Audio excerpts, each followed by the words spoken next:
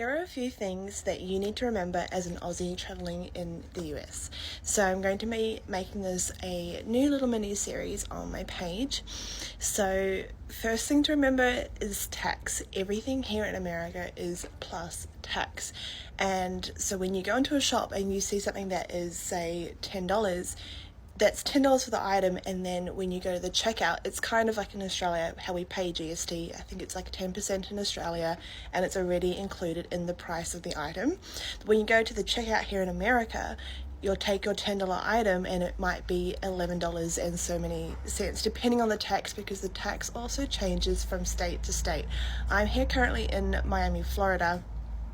And in Miami, the tax, I'm pretty sure, is 7%. But I've also recently traveled to Orlando where it was 6.5%, I'm pretty sure. So it also changes within the state between the different counties, I believe. When I was in Nashville, I'm pretty sure the tax was about 9 to 9.5% for the shopping there. So if you're planning to travel to America, make sure you save this video and send it to your friends if they're thinking the same.